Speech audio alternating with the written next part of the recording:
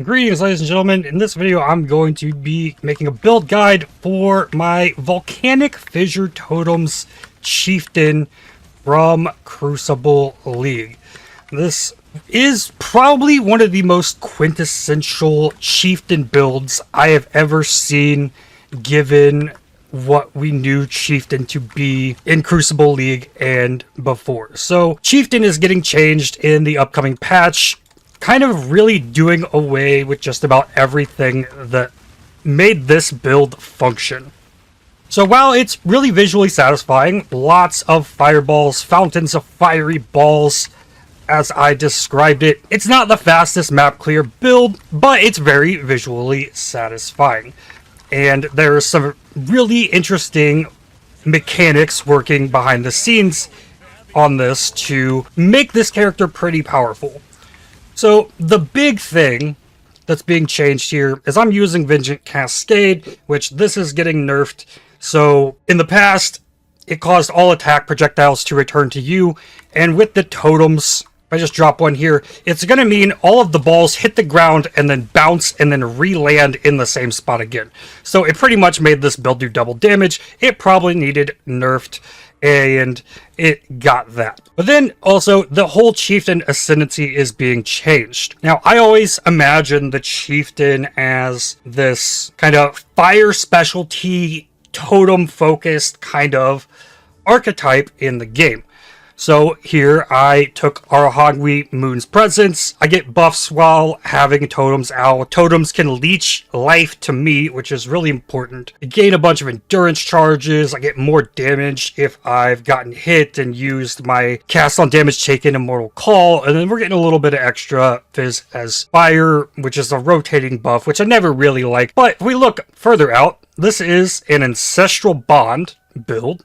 Give me an additional totem, but I can't deal damage myself. It is a blood magic build, so all my skills cost life. I got Call to Arms, so my War Cry's instant. Avatar of Fire, converting everything to fire. Got Glancing Blows, so we're getting extra damage reduction from not as much block investment.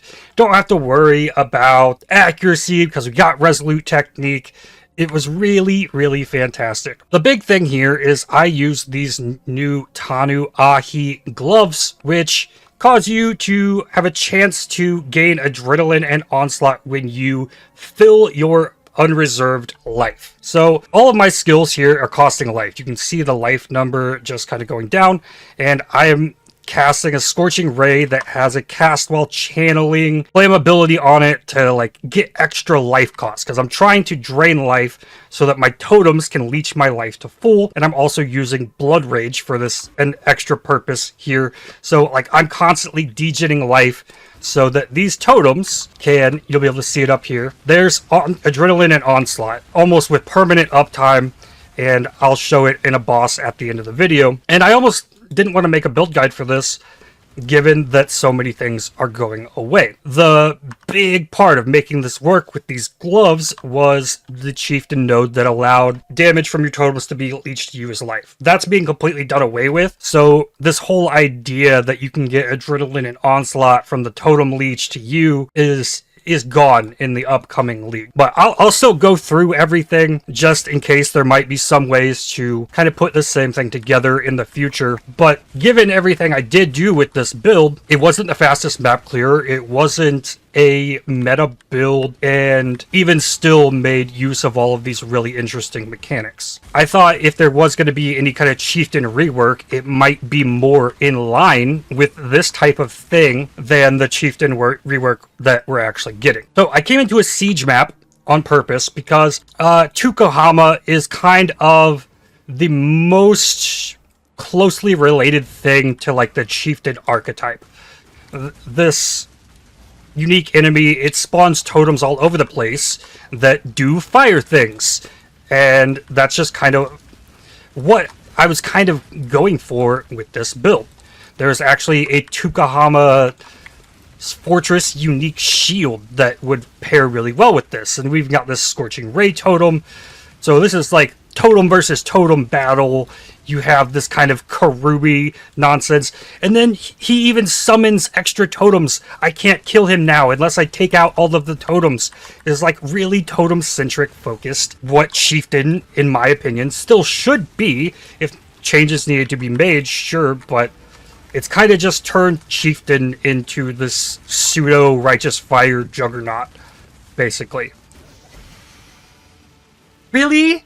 And the game gives me an ultra-distant memory. Cool. Lovely. This was keeping me from a challenge completion, actually. So, I don't know that I can seriously recommend playing this build in future leagues unless there's something to really work around here, because it's going to have half the damage without Vigilant Cascade, and then the Tanu Ahi gloves really pushed it to the next level. So I did this using a physical mace. I really wanted attack speed. There's nothing crazy on this. You could definitely get better in Trade League. As this build is SSF, the limits are definitely higher in a Trade League scenario.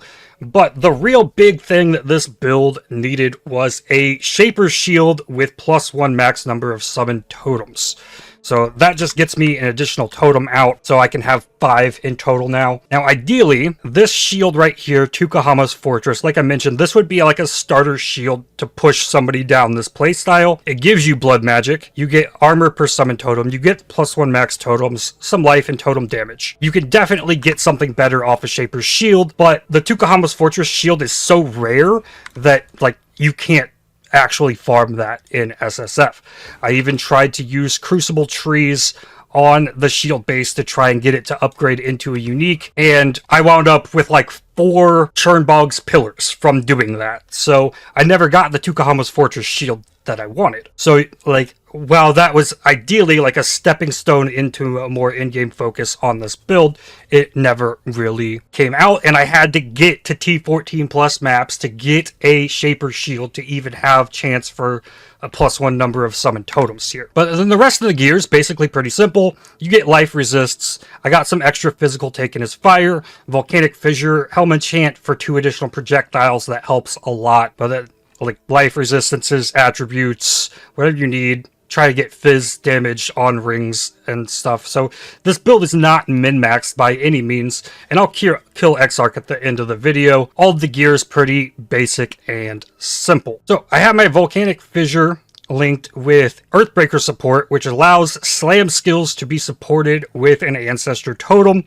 I have multiple totems, so I can summon 2 totems at once, and this gives me +2 max number of summoned totems. Then I have an Awakened Elemental damage with attacks, Immolate support. They deal extra flat fire damage against burning enemies, and then Multi-Strike, and I tried messing around with added fire damage here. It might be better given certain circumstances, but I wanted the biggest, like, most visually appealing fountain of fiery balls, so Multi-Strike definitely gives that. So then everything, like, that is pretty much it. The totems do all of the work. Everything else is just kind of an accessory. So this shield happened to give me Socketed Gems have 30% increased reservation efficiency. This is where I have my Tempest Shield and a Vitality to help regenerate life without the auras. Like, I have 57, 61 life, which isn't bad, but running the Tempest Shield here to get spell block with the glancing blows really help improve the defenses overall, and getting the reservation efficiency here really helped this out a lot. So I also have Infernal Cry.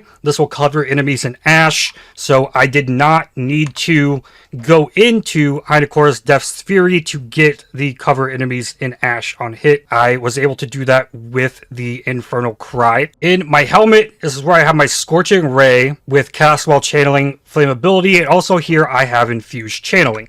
So Infused Channeling here, this buff right here, the longer I'm channeling the Scorching Ray, this will sometimes pop up for a while, you deal more damage of types matching your channeled skill gems tags. So channeling Scorching Ray gives me the Infused Channeling. This is just increasing fire damage across the board. So that actually gives me a buff to my damage with the totems. While also Scorching Ray can apply fire exposure, and it automatically casts my flammability. And one of the biggest things for this exact build was that it's constantly draining life.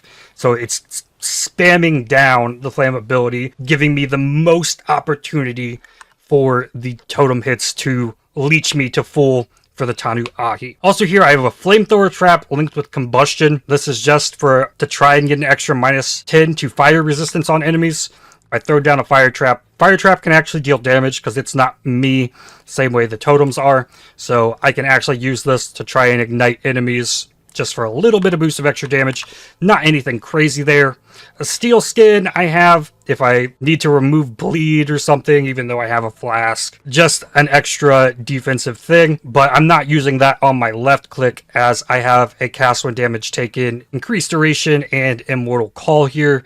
So because of this ascendancy, I gain an endurance charge every second if I've used a Warcry recently, and I get a max endurance charge. We get life regen per endurance charge, making me super tanky with Valakos Storm's Embrace. So all I have to do is just be running around, and then I'll generate these charges up. And then lastly here, I have a Determination linked with Eternal Blessing. So I am running Determination on this. When using Eternal Blessing, you cannot have skills that reserve mana. So this is like an extra aura as long as you're not using anything that reserves mana. So since I'm blood magic, I can just have that extra aura, so I have the Determination giving me some extra defense there, and then it's not reserving my life like the Vitality and Tempest Shield are. Then I have a Leap Slam here just for extra movement. It's not linked to faster attacks or anything. And I have the Blood Rage. The Blood Rage is pretty important because it's just an extra degen on my life. I can't gain frenzy charges because I can't kill anything, technically. So Blood Rage is only there to cause a degen on my life. My flasks were really built pretty defensive. Movement speed, more armor here with the quartz flask so I can move through enemies. The sulfur flask for some extra damage. And then eternal life flask to be able to heal me up if I actually start taking some damage. So for the passive tree, I think I started off going through the melee fizz. I will link all of the videos from the Crucible Solo Self-Found series if you want to go through how this character was built more fully, the whole process behind it all, getting it to where it ended up. But I wound up just getting a lot of life here. Coming up here for Warcry stuff, this increases Warcry cooldown recovery rate, which is really strong, especially when you want to like maximize the uptime of the Infernal Cry. And I can get this off pretty often. The cooldown is only 4.65 seconds there. And then remove all damaging ailments when you Warcry. So any poisons or bleeds, ignites on me, can get removed anytime I Warcry with this mastery. I have a jewel here with life totem resistances. Nothing super amazing there. Combat stamina is more armor, life. And then here, +1 maximum elemental resistances for the armor mastery if your helmet, body armor, gloves, and boots all have armor, which they do. Tireless is reduced cost of skills, and this is a generic cost of skills. It's not mana cost, so since I'm running blood magic, converting everything into life, this actually lowers the life cost of the skills. Avatar of Fire converts 50% of physical cold lightning damage into fire, so then I can get a big physical weapon to make use of things like extra physical as extra fire, kind of like magmatic strikes is, though this node is getting changed in the upcoming patch to work more like this rotating buff effect, which I don't like. But I got some dexterity I needed. Glancing blows doubles the chance to attack and spell block, but you take 65% of damage from blocked hits. So looking at block here, I have 74% attack block and 50% spell block. So I don't have any spell block investment outside of the Tempest Shield, which also makes me shock immune. So there is some extra spell block that I could grab here if I were to push into Sanctuary, but I didn't need to do that. Moving along, Resolute Technique makes me not able to deal critical strikes, but my hits cannot be evaded, so the totems will always hit with all of the balls. Get more life here. Divine Fury, physical is extra fire damage, and damage penetrates some fire resistances. Moving further on up towards Ancestral Bond, you cannot deal damage with skills yourself and +1 max number of summoned totems. Purity of Flesh, some life energy shield, a little bit of chaos res, some totem nodes here, giving me a bunch of totem life. So grabbing this node really helped the totems not die, increase the totem duration. I don't have to place them as much on bosses, which is really, really nice. And then a mastery here. Totems taunt enemies around them for 1 second when summoned. So when I place the totems, they will draw enemies in to attack them there. And then there is a mace wheel here. I got Galvanic Hammer because damage with weapons penetrates 5% elemental resistances, a bunch of extra damage with maces and scepters in there. I didn't need any of the mace masteries here either. None of them really worked. So for the bottom side of the tree, I have Hardy here, which is an increased life regeneration rate. This is like a more multiplier of life regeneration. The big thing here was to get this mastery that causes nearby enemies to have reduced life regeneration rate. So enemies with big life regen, I don't have to worry about them healing up all the time. Barbarism, max fire res, some more life, extra endurance charge, another jewel for some extra life. You need to stack life because if you're using blood magic, you get 10% more max life here, but that means you really have to invest in life. So while invested as much as I could, it could be way, way better here. Call to Arms makes my Warcry instant, so I can just run around and cast it. There's no cast time. I don't have to scale that at all. And Infernal Cry is so strong because enemies will explode and enemies take extra fire damage there. So it all kind of stacks together. Next, Lava Lash. Damage with weapons penetrates 8% fire res, so extra bit of fire penetration there. I took a fire mastery here. Critical strikes do not inherently ignite, but I cannot deal critical strikes anyways because of Resolute Technique, and I get 100% increased damage with hits against ignited enemies. So given that any of the fireballs ignites an enemy, maybe with a chance to ignite somewhere, or I use the flamethrower trap, we'll get that extra boost of damage. I also grabbed Soul of Steel here for some extra armor and additional all res. Get Golem's Blood and the flat 50 max life. And then there's the big totem wheel here that gives lots of totem damage. Each totem applies 1% increased damage taken to enemies near it. Panopticon, 50% increased effective buffs of your ancestor totems. So the Earthbreaker gives increased area of effect with melee skills while a totem is active. So that's giving me more area of effect. That 50% bonus there. And then Ironwood, extra armor per totem placed, more LE res for my totems, more totem life, make them super tanky. Then here I wound up getting an additional frenzy charge, and I pushed down for Disciple of the Slaughter, not because I really needed anything. This was one of the last things I did, as I got this implicit on my chest that I gain a frenzy charge every 15 seconds. Since I can't kill anything myself, I was not able to gain frenzy charges myself. So this gave me a way to gain frenzy charges, and pushing down here for this charge mastery to get 100% increased charge duration means I can stand in my hideout, and after 60 seconds I will be at a max of 4 frenzy charges, and they cannot expire. It'll get to 5 seconds here and then it'll refresh. So with the 100% charge duration, this just permanently has uptime on the frenzy charges. So I wound up getting the extra buffs here from that. Master here, totems action speed cannot be modified below base value, so they can't be frozen, chilled, any of that. And then lastly is the Lethal Pride, which this was just to get extra bonuses here. 20% increased burning damage, nothing super special. 1% life regen off of here, and then I'm getting extra strength on all the other nodes, and 20% increased physical damage off of Surveillance. So that pretty much, I think, goes over the whole build, and it's kind of sad because I still think this is kind of like what Chieftain, the whole archetype, was kind of designed to be, and it's being changed, so this just isn't possible anymore, which is really sad. So I have a bunch of these. I will go kill an Exarch just because. Show the bossing potential of the build. It actually was a better bosser than it is at map clear because it's slow, and you really can't control what the totems are doing super well.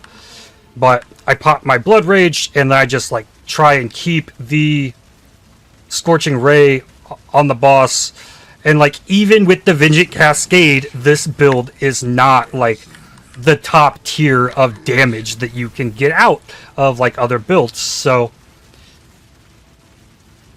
even with the Vengeant Cascade, it's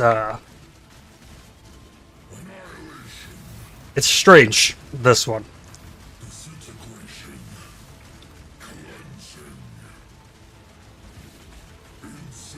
I need to try and get down my totems. Oh, I need to run. That was close. The great thing, though, that being a chieftain, my totems are immune to fire damage here, so they cannot die. And you'll get to see here in just a second that they cannot die to the rolling balls either. So, but here, I like to stand right in the center. We put totems there, we put totems here, we put totems here, and we try to use the totems to, like, face tank a little bit anything that comes close to me in here. So, oh, I need a totem there, I need totems here, oh, totems there, and okay, the ball hit this totem and the explosion hit me. That's a little not what you want. And you really can't see anything through these totems either.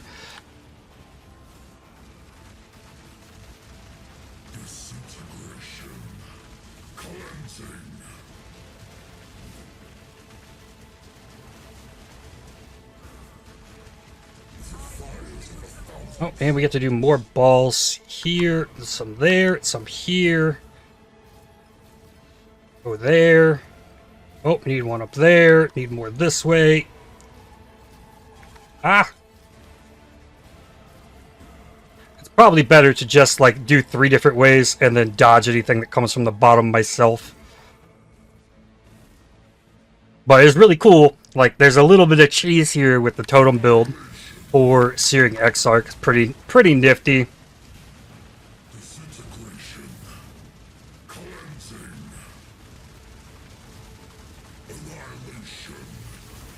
There's probably more that you could do to push this build further in Trade League, as that's just kind of how it goes.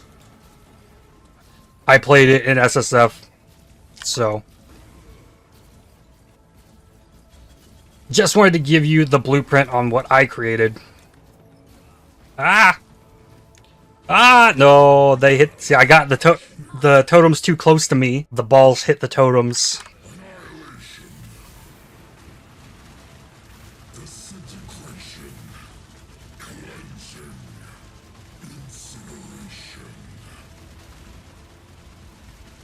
Ah! But it is really satisfying coating Exarch in fountains of fireballs. It's nifty. And, like, I can give my totems adrenaline. Like, I thought that was super cool. And that little mechanic, like, maybe there's another way to get your totems to be able to leech life to you, besides the old chieftain. Died to the degen there. Oh, we get to do this again. Oh, it's there, here, here. Ah.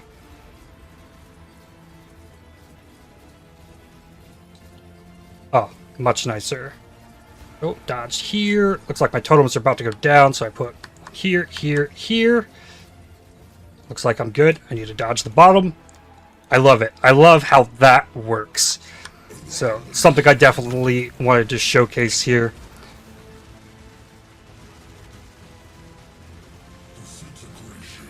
And we're about done.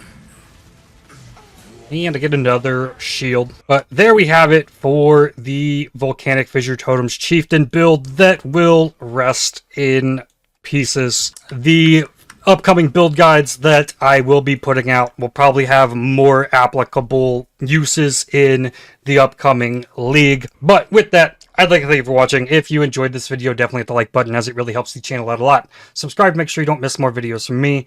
If you'd like to help support my channel, please consider using the super thanks, the heart icon just below the video, or by joining to become a member. And I'll see you on the next one. Cheers.